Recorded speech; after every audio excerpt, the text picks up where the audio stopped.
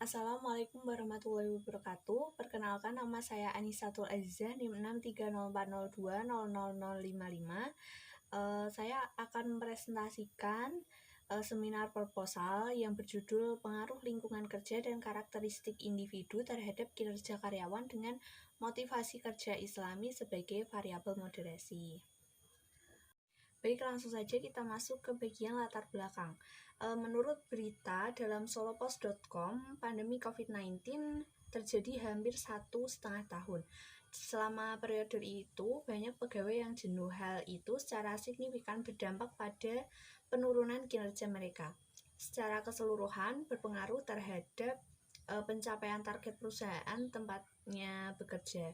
Meski tetap bekerja, yang sebagian melakukannya dari rumah atau lebih dikenal dengan work from home, namun hasilnya tidak optimal. Dari fenomena penurunan kinerja karyawan di suatu perusahaan tersebut, penting sebuah perusahaan mencari solusi terbaik untuk meningkatkan kinerja karyawan.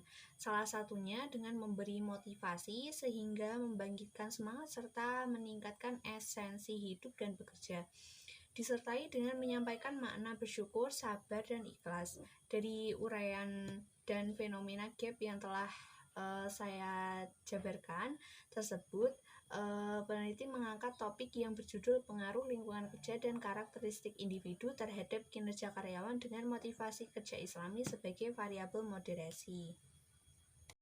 Selanjutnya yaitu rumusan masalah. Di sini terdapat 5 rumusan masalah. Yang pertama yaitu bagaimana pengaruh antara lingkungan kerja terhadap kinerja karyawan. Kedua, bagaimana pengaruh antara karakteristik individu terhadap kinerja karyawan. Yang ketiga, bagaimana pengaruh antara motivasi kerja Islami terhadap kinerja karyawan. Yang keempat, apakah motivasi kerja Islami mampu memoderasi pengaruh antara lingkungan kerja terhadap kinerja karyawan. Yang kelima, yaitu apakah motivasi kerja Islami mampu memoderasi pengaruh antara karakteristik individu terhadap kinerja karyawan. Selanjutnya yaitu tujuan penelitian. Terdapat 5 tujuan penelitian. Yang pertama, untuk mengetahui ada atau tidaknya pengaruh antara lingkungan kerja terhadap kinerja karyawan. Yang kedua, untuk mengetahui ada atau tidaknya pengaruh antara karakteristik individu terhadap kinerja karyawan. Yang ketiga, untuk mengetahui ada atau tidaknya pengaruh antara motivasi kerja Islami terhadap kinerja karyawan.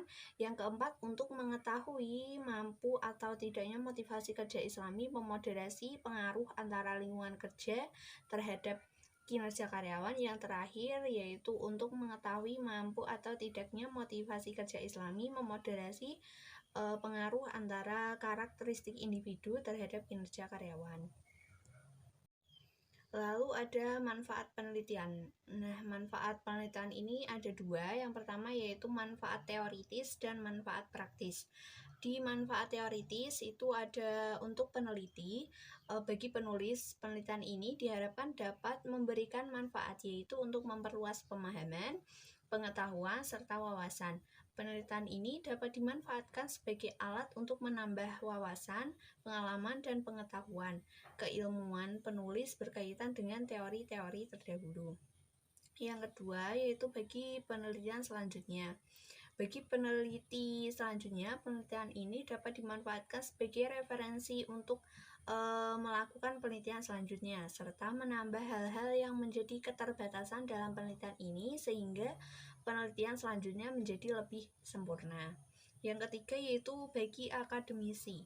Bagi akademisi, penelitian ini dapat memberikan ilmu pengetahuan ekonomi khususnya dalam memahami kinerja karyawan, serta diharapkan dapat menjadi referensi mengenai manajemen sumber daya manusia. Lalu ada manfaat praktis. Nah, diharapkan penelitian ini bisa menjadi referensi dan masukan bagi para pelaku bisnis untuk menerapkan lingkungan kerja yang nyaman dan dapat memahami karakteristik individu karyawannya. Selanjutnya yaitu telaah pustaka. Mengacu pada tabel di dalam proposal, maka variabel independen yang digunakan dalam penelitian ini adalah lingkungan kerja dan karakteristik individu. Variabel dependen yang digunakan di penelitian ini adalah kinerja karyawan, serta variabel moderasi dalam penelitian ini adalah motivasi kerja Islami. Perbedaan penelitian ini dengan penelitian-penelitian sebelumnya adalah penelitian ini menggunakan variabel moderasi yang memoderasi antara variabel independen dan dependen. Dalam penelitian ini menggunakan motivasi kerja Islami sebagai variabel moderasi, sedangkan pada penelitian-penelitian terdahulu kebanyakan digunakan sebagai variabel independen maupun dependen. Selanjutnya yaitu kerangka teori. Dalam penelitian ini menggunakan Theory of Planned Behavior. Theory of Planned Behavior menjelaskan bahwa sikap terhadap perilaku merupakan pokok penting yang sanggup memperkirakan suatu perbuatan. Meskipun demikian, perlu dipertimbangkan sikap seseorang dalam menguji norma subjektif serta mengukur kontrol perilaku persepsi orang tersebut.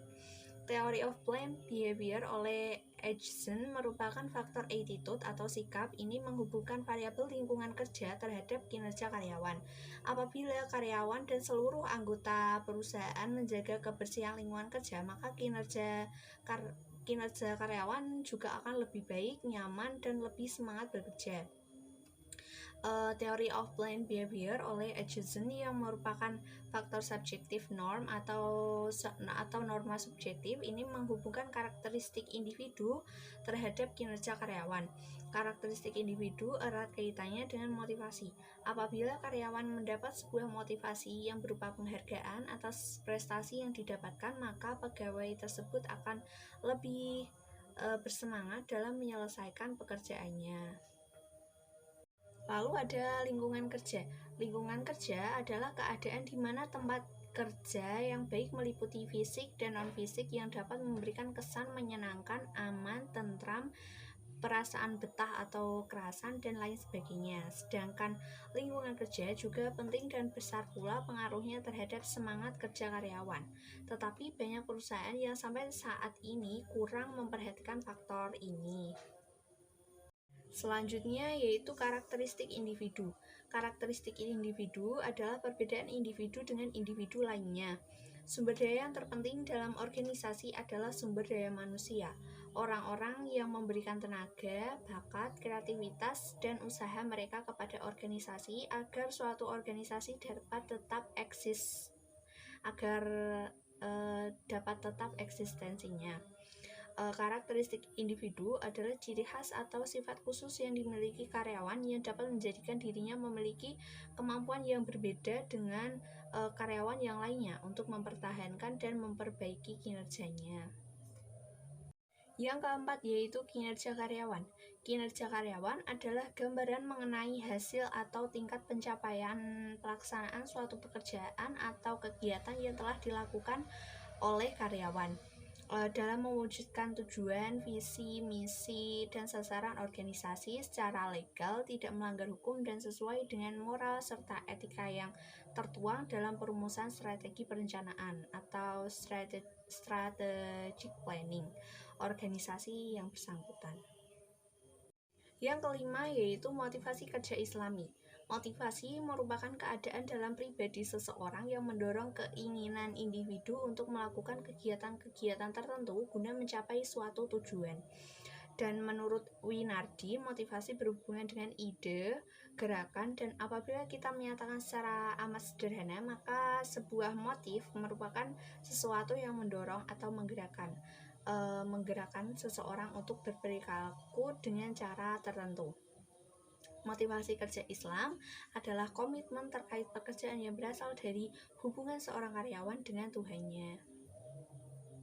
Lalu ini adalah bentuk kerangka pemikiran dari penelitian ini. X1 yaitu lingkungan kerja, X2 karakteristik individu, Y kinerja karyawan, dan Z motivasi kerja Islami. Hipotesis di dalam penelitian ini yaitu hipotesis 1 adalah lingkungan kerja berpengaruh terhadap kinerja karyawan. Hipotesis 2, karakteristik individu berpengaruh terhadap kinerja karyawan. Hipotesis 3, motivasi kerja Islami berpengaruh terhadap kinerja karyawan. Hipotesis 4, motivasi kerja Islami memoderasi hubungan antara lingkungan kerja terhadap kinerja karyawan. Hipotesis 5, motivasi kerja Islami memoderasi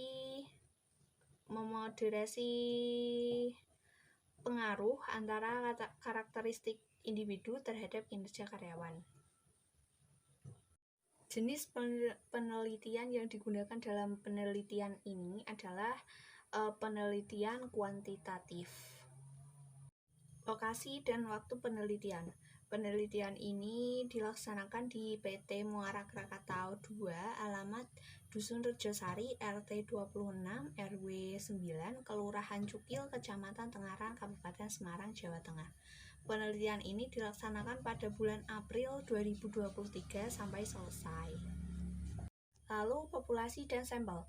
Populasi yang digunakan dalam penelitian ini adalah karyawan yang berjumlah 1.284 karyawan. Sedangkan sampel yang digunakan dalam penelitian ini berjumlah 305 karyawan. Lalu metode pengumpulan data ini terdapat 3 cara. Yang pertama yaitu melalui kuesioner, kedua studi kepustakaan, yang ketiga skala pengukuran. Definisi, konsep, dan operasional. Pada ini yang pertama yaitu variabel penelitian. Terdapat beberapa variabel dalam penelitian ini, diantaranya yang pertama yaitu variabel independen. Dalam penelitian ini yang menjadi variabel independen adalah lingkungan kerja atau X1 dan karakteristik individu atau X2. Lalu variabel dependen dalam penelitian ini yang menjadi variabel dependen adalah kinerja karyawan atau Y. Selanjutnya yaitu variabel moderasi. Variabel moderasi dari penelitian ini adalah motivasi kerja Islami atau Z. Selanjutnya yaitu instrumen penelitian. Instrumen yang digunakan dalam penelitian ini adalah dengan kuesioner atau angket untuk mengumpulkan data. Angket dibuat dengan memperhatikan konsep atau teori yang sudah ada dan disesuaikan dengan kondisi studi kasus. Kemudian setelah itu kuesioner disebarkan kepada responden, yaitu karyawan PT Muara Krakatau 2. Selanjutnya yaitu analisis data penelitian. Berdasarkan hasil data dan variabel yang diperoleh, maka peneliti akan menggunakan pengujian sebagai berikut. Uji instrumen penelitian. Yang pertama, uji validitas. Menurut Sugiono menyatakan uji validitas merupakan persamaan data yang dilaporkan oleh peneliti dengan data yang diperoleh langsung yang terjadi pada subjek penelitian. Lalu ada uji reliabilitas. Uji reliabilitas adalah alat untuk mengukur suatu kuesioner yang mempunyai indikator dari variabel atau konstruk. Slide selanjutnya yaitu metode analisis data. Yang pertama ada uji statistik deskriptif, kedua uji asumsi klasik, ada uji normalitas, uji multikolonialitas, uji heteroskedastisitas, dan uji autokorelasi. Ketiga yaitu uji model regresi, ada analisis regresi linier sederhana dan analisis regresi linier berganda. Yang keempat moderated regression analysis atau MRA. Yang kelima uji hipotesis atau uji t-test atau uji parsial dan uji f-test. Yang terakhir yaitu koefisien determinasi atau uji R2. Lalu alat analisis. Penelitian ini menggunakan jenis data kuantitatif dengan uji statistika menggunakan software SPSS versi 18 atau Statistical Product and Service Solution. SPSS adalah program komputer yang digunakan untuk membantu dalam memproses data-data statistik secara tepat dan cepat serta menghasilkan berbagai output yang dikehendaki oleh para pengambil keputusan. Mungkin itu yang dapat saya sampaikan. Terima kasih telah menyimak video dari saya, dan apabila ada salah-salah kata saya minta maaf. Wassalamualaikum warahmatullahi wabarakatuh.